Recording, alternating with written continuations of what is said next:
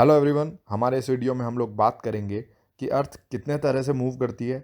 इसके अलावा जो हम सीजन्स देखते हैं यानी गर्मी, ठंड और बरसात, ये क्यों होते हैं। और इसके बाद हम बात करेंगे कि कब होता है सबसे लंबा दिन, कब होती है सबसे लंबी रात और कब रात और दिन दोनों बराबर होते हैं।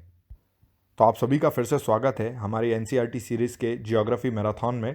और आज हम पढ़ेंगे एनसीईआरटी का chapter 3 motions of the earth यानी पृथ्वी की गतियाँ। हम सभी जानते हैं या हमने अपने पिछले चैप्टर्स में भी ये पढ़ा कि अर्थ जो है दो तरीके से मूव करती है या चलती है, जिसमें पहला है कि ये अपने एक्सिस या अक्ष पर घूमती है, जिसे हम कहते हैं रोटेशन या घूर्णन करना। और इसके अलावा हम जानते हैं कि जो अर्थ है वो सूरज के चक्कर लगाती है अपने एक फिक्स रास्ते पर, जिसे हम ऑर्बिट कहते हैं। तो इस मोशन या इस गति को हम कहते हैं रिवॉल्यूशन या परिक्रमण। अर्थ अपने जिस रास्ते पर सूरज के चक्कर लगाती है, जिसे हम ऑर्बिट या कक्षा कहते हैं, ये एक प्लेन बनाता है जो कि काल्पनिक है। इसे हम कहते हैं ऑर्बिटल प्लेन या कक्षीय समतल। अर्थ की जो एक्सिस या अक्ष है वो इसी प्लेन के साथ 66 डिग्री का एंगल बनाता है।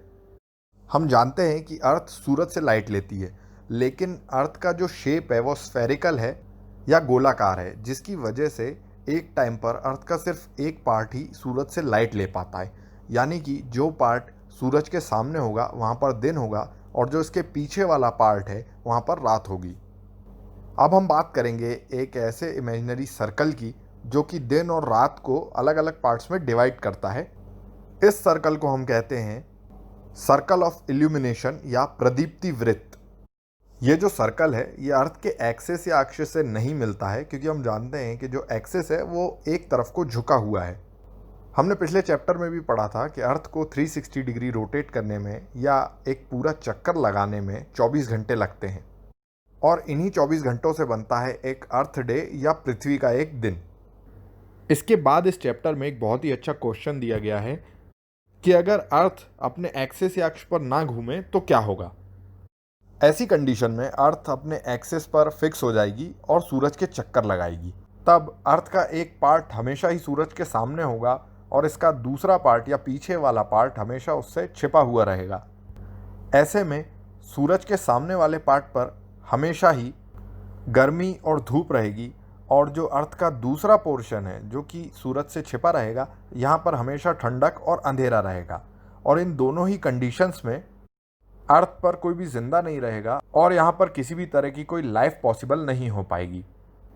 ये तो बात हुई रोटेशन या घूर्णन की। अब हम बात करेंगे अर्थ जिस दूसरे तरीके से चलती है या मूव करती है उसकी, यानी कि रिवॉल्यूशन या परिक्रमण की। अर्थ को सूरज का चक्कर लगाने में लगते हैं 365 दिन और 6 घंटे, लेकिन हम जो एक साल या 1 ईयर मानते हैं वो 365 दिन का होता है, जिनमें हम ये 6 घंटे नहीं जोड़ते हैं। लेकिन जब हम अलग से इन 6 घंटों को 4 साल तक जोड़ते हैं तो ये हो जाते हैं 24 आवर्स या 24 घंटे, जिससे बनता है एक दिन। और इस एक्स्ट्रा दिन को हम जोड़ते हैं फरवरी के महीने में, जिसकी वजह से हर 4 साल बाद जो फरवरी होती है वो 28 की जगह 29 दिनों की होती है, और इस साल में 365 की जगह 366 दिन होते हैं। और इस साल को हम कहते हैं लीप ईयर या लीप वर्ष। अभी 2020 चल रहा है जो कि एक लीप ईयर है। अब जो अगला लीप ईयर होगा वो 2024 होगा। अर्थ अपने ऑर्बिट या कक्षा में सूरज के चक्कर लगाती है, और यहाँ पर दो याद रखने वाली बातें। पहली तो ये कि जो ये ऑर्बिट है ये इलिप्टिकल है, यानी कि दीर्घ वृत्ताकार है।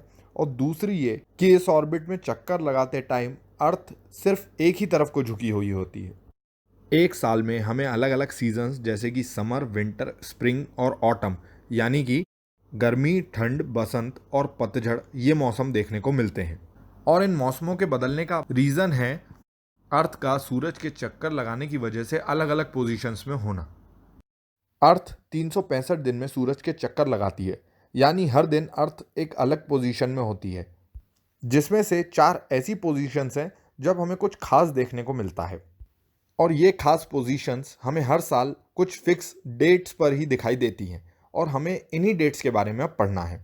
सबसे पहले हम बात करेंगे 21 जून की। इस दिन जो नॉर्दर्न हेमिस्फीयर या उत्तरी गोलार्ध है वो सूरज की तरफ झुका होता है और जो सूरज की किरणें हैं वो सीधी गिरती हैं ट्रॉपिक ऑफ कैंसर पे या कर्क रेखा पे, जिसकी वजह से यहाँ पर ज़्यादा गर्मी होती है। और सूरज की किरणें तिरछी जाती हैं पोल्स की तरफ, जिसकी वजह से यहाँ पर थोड़ी कम गर्मी होती है। और जो नॉर्थ पोल या उत्तरी ध्रुव है वो सूरज की तरफ झुका होता है, जिसकी वजह से आर्कटिक सर्कल के ऊपर वाला जितना भी पार्ट है यहाँ पर लगभग 6 महीने तक दिन ही रहता है। अर्थ के इस पोजीशन में होने से नॉर्दर्न हेमिस्फीयर या उत्तरी गोलार्ध को सूरज से काफ़ी ज़्यादा रोशनी और गर्मी मिल रही होती है, जिसकी वजह से इक्वेटर या विषुवत वृत्त के ऊपर का जितना भी भाग है यहाँ पर गर्मी का मौसम होता है। और 21 जून को हमें सबसे लंबा दिन और सबसे छोटी रात देखने को मिलती है। इसी टाइम पर अगर हम सदर्न हेमिस्फीयर या दक्षिणी गोलार्ध की बात करेंगे तो वहाँ हमें इसके ठीक उल्टी कंडीशंस देखने मिलेंगी। वहाँ पर ठंड का मौसम हो रहा होगा और रातें लंबी और दिन छोटे हो रहे होंगे। अर्थ की इसी पोजीशन को समर सोल्स्टाइस या उत्तर अयनांत कहते हैं। अब हम बात करेंगे दूसरी इंपॉर्टेंट डेट की, जो है 22 दिसंबर। इस दिन साउथ पोल या दक्षिणी ध्रुव सूरज की तरफ झुका हुआ होगा और सूरज की सीधी किरणें ट्रॉपिक ऑफ कैप्रिकॉर्न या मकर रेखा पर गिरती हैं, जिसकी वजह से सदर्न हेमिस्फीयर या दक्षिणी गोलार्ध को सूरज की ज़्यादा लाइट और गर्मी मिलती है और यहाँ पर गर्मी का मौसम होता है, जिसकी वजह से यहाँ पर दिन बड़े और रातें छोटी होती हैं। और नॉर्दर्न हेमिस्फीयर या उत्तरी गोलार्ध में ठीक इसके उल्टी कंडीशंस होती हैं। अर्थ की इसी पोजीशन को हम विंटर सोल्स्टाइस या दक्षिण अयनांत कहते हैं। अब हम बात करेंगे दो और इम्पॉर्टेंट डेट्स की, जो कि हैं 21 मार्च और 23 सितंबर। इन दोनों ही दिनों में हमें अर्थ की वो पोजीशन देखने मिलती है जब अर्थ का कोई भी पोल या ध्रुव सूरज की तरफ नहीं झुका होता है और सूरज की सीधी किरणें इक्वेटर या विषुवत वृत्त पे गिरती हैं, जिसकी वजह से बराबर दिन और बराबर रातें देखने मिलती हैं पूरी अर्थ पे। इस पोजीशन को हम इक्विनॉक्स या विषुव कह सकते हैं। इक्विनॉक्स को आप इजीली याद रख सकते हैं इक्वल वर्ड से, क्योंकि यहाँ पर डे और नाइट दोनों ही इक्वल होते हैं। एक और नोटिस करने वाली चीज़ ये है कि 23 सितंबर को नॉर्दर्न हेमिस्फीयर या उत्तरी गोलार्ध में ऑटम सीजन या पतझड़ का मौसम होता है और सदर्न हेमिस्फीयर या दक्षिणी गोलार्ध में स्प्रिंग सीजन या बसंत का मौसम होता है। और इन कंडीशंस का ठीक उल्टा हमें देखने मिलता है 21 मार्च को।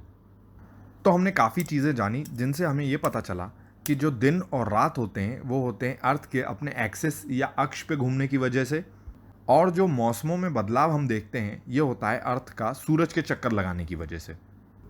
आई होप आपको ये चैप्टर अच्छे से समझ में आया होगा। अगर आपको इस चैप्टर से रिलेटेड कोई भी डाउट है तो आप नीचे कमेंट कर सकते हैं। इसके अलावा अगर आप हमारे वीडियोस में कोई इम्प्रूवमेंट देखना चाहते हैं तो वो भी आप हमें कमेंट करके बता सकते हैं।